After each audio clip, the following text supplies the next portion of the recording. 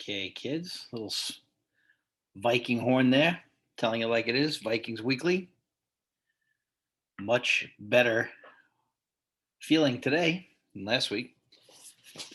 Had to work late last night on a chaperone. Couldn't get this out till Tuesday. Usually I like to do this on Monday. Again, Spotify, iTunes, YouTube, okay, WordPress.com. Let us know what you think. Love to have you on if you're a diehard. Only real fans, please. Fran Talkington today. Brought us luck last week. Vikings Weekly. Go back to Fran today. Although on Twitter today, Tommy Kramer posted a great memory of that game against the Browns where Ahmad Rashad caught that ball falling back into the end zone after getting an onside kick and having a touchdown with Teddy Brown. We had so many great memories in these teams. But that was one of my favorite games. It was in late December. We clinched the division right before my birthday, and great memories of those kinds of things. Great birthday present, December, baby. Dave Scholler up in here in New York. I'm not telling it like it is. But a great week for the Vikes. I have to be honest with you, though. I tell you, the first half of that game, I did not like our defense. We got pushed all over the place. First several possessions, we were giving up 10 yards of play. We looked like we had quit. Our defense just looked awful, but our offense kept us in that game. And really concerned about the defense getting pushed around. We looked like we were flat, and we looked like we were slow. And all the money we spent on this defense, that shouldn't be the case. I really feel bad for the money we spent on Barr. He hasn't played in 2 years. We spent all this money. I mean, you feel awful. That money could have been spent elsewhere, and really a big concern for me. But defense in the second half played a lot better. I do think we got to give Breland some help. He's getting crushed out there. I don't know why we're not playing Dantzler. So we've got to make that happen. I would say that. Overall, though, schedule is still rough. Got the Browns. We had going into the season, we had the fifth hardest schedule ranked, and certainly hasn't gotten any easier. It might have gone up or down a peg, but let's see that the Bengals look good. By the way, on my Football Weekly show, I predicted the Bengals beating the Steelers. That was my upset of the week. But the Browns are a 1.5-point favorite going into this game, and I guess they've earned that, even though we're at home. I guess Dalvin Cook's health. I mean, he should be back, but that's essential. But that being said, big game here. 1-2. If we can get to 2-2, I think we'd be in a pretty good shape. Green Bay pulled one out the other night, so we're a game behind them. We're tied with the Bears, and the Lions had a really rough loss with Tucker at the buzzer there, 66. I've always said he's the best kicker I've ever seen, and I'm going to stick with that. Ray Guy being the best punter I've ever seen. That being said, Berry has done a great job for the Vikings. Berry has done some fantastic job. Special teams the other day. Special teams I give a good grade to. Berry was good. Joseph 3 for 3. Excellent job. The kid responded, so I kind of like him. But some things from that 30-17 win. We outgained the Seahawks 453 to 389. I guess you can live with 389. Anytime you're chasing Russell Wilson around, you can live with that, and you'll be fine with that. Rushing yards was huge, though.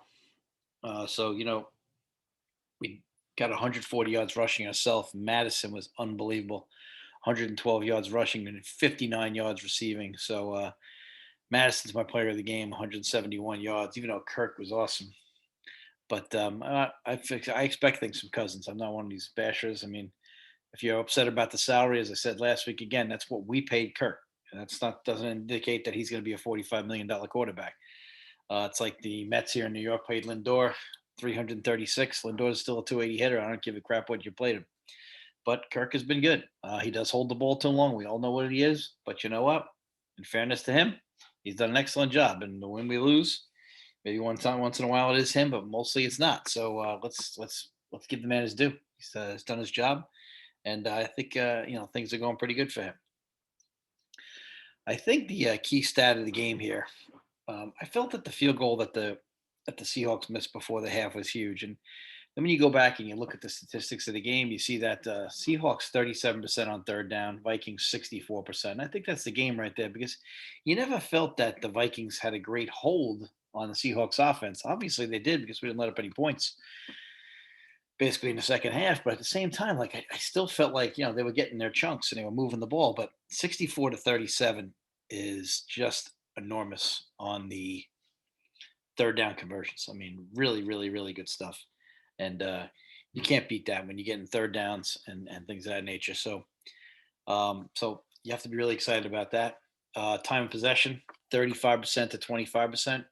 That's huge. You keep Russell Wilson on the sideline. Your defense doesn't have to run all over the place and chase him around. And the game didn't start out like that because they had a big long drive right away to get up on us, and that was a big problem. But we didn't let up any points before the half, which I liked. That was a positive for once for us, and it's been a big concern for us going way back to Childress, just handling the clock. Very, very, very important. I think another key point to this game, besides that third down, and I'm not making excuses, but Carson going out, he tweaked his hamstring.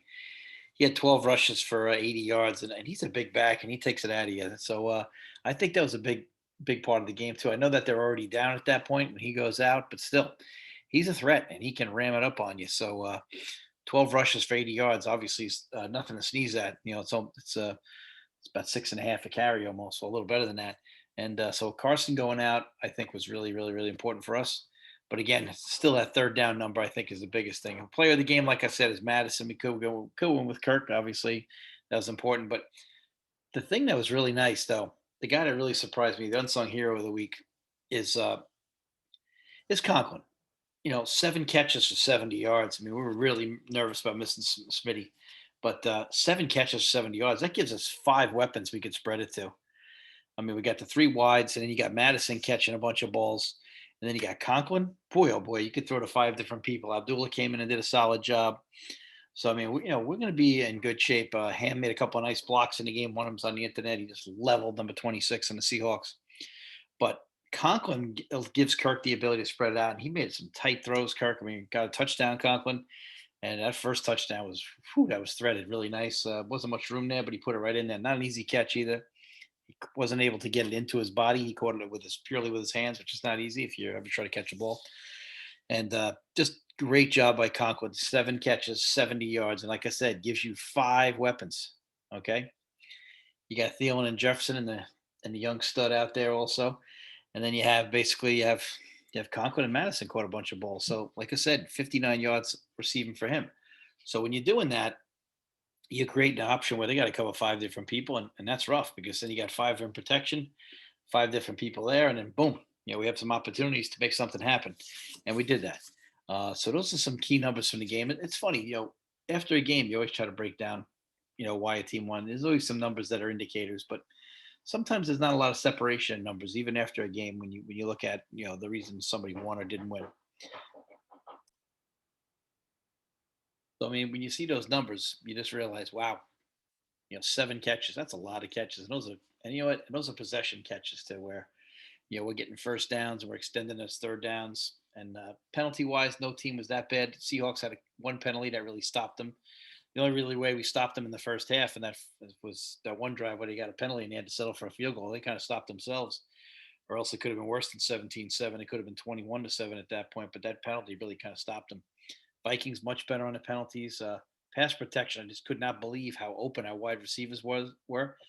And that's a credit to the receivers and Kirk looking them off, but mainly the offensive line just doing a fantastic job. And this week we're going to have a hands full. Garrett, I think it was 4.5 sacks last week. The Browns obviously have become a defensive tough team. You always try to wonder in these games of coaches who know each other who gets the benefit of the doubt. And Stefanski comes in, we know what he wants to do. Then again, he knows what we want to do. So I expect this to be a really rough game. I think last 2 weeks having to play really mobile quarterbacks. You know, you know, Baker's definitely mobile, but not the level of Kyler Murray and Russell Wilson. So I'm really excited about that. Maybe to have someone who's basically is going to move a little bit and throw and move the pocket. But Jesus, Kyler Murray and Russell Wilson, you can't be chasing around worse guys than that. It's so good, such talented people. So big week for us. I'd like to see us get back to 2-2. See if we can keep the pressure on Green Bay. Green Bay, I think, has another tough game this week, if I'm not mistaken. So that'd be big for us. And you know what? It's already shaping up. It's going to be a year with a tough wild card. I mean, the Cardinals are 3-0, the Rams are 3-0. So right away, somebody's coming out of there with a decent record. This was a really big win for us, like I had said in my preview show. on telling it like it is. I talked about if we had lost, we've been 0-2 in conference games against two teams that we're going to have to fight for a playoff. So now this win versus Seattle, who's now 1-2, also is going to come up big for us. That's going to help us a lot. The Niners fell to 2-1, so you're going to have to compete with those NFC West teams. In the NFC East, you see that the Deadskins are 1-2, the Eagles are 1-2, Giants are 0-3. So the Cowboys. So you don't worry about facing a wild card team there. So then you got to look to the South, and the Panthers are 3-0. The Bucks are 2-1, but you don't expect that the Panthers are going to win the division. So you got to look at a team like the Panthers, who we play in a couple of weeks, which makes that a really big game. And I'm telling you this now, way before everybody else jumps on my bandwagon, because I understand things. And basically, that's going to be such a huge game because you already got to look at wild cards and division things like that. And there's only two wild cards, and so that's a big problem in itself. All right, so you're talking about, unless I got to go back and check the playoff format, I believe it's still the same amount of wild cards. So the thing is, we really got to be on top of that because we got to watch the Panthers. Like I said, you're going to the Rams or the Cardinals. One of them's going to win a division. You can't count on winning the division. I think I think we're better than the Packers, but that's not. But so you always got to look for the easiest way in or the hardest way in. And you basically got to secure up your ways in. So I'll look for the wild card and a division. I'll chase both at once. And it's never too early to start looking because you play so many NFC games. This week is another AFC Central game, and so it's not as important in the conference, but it's still important, obviously, on the win board.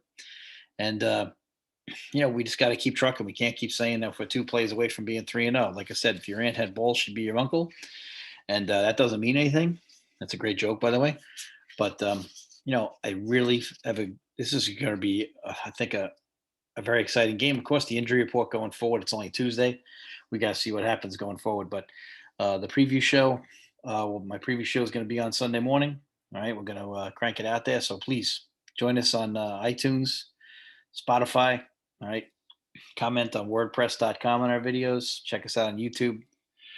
Let us know. I post in the Facebook group on Vikings Fans Uncensored. Also posting some Viking fan groups on Twitter.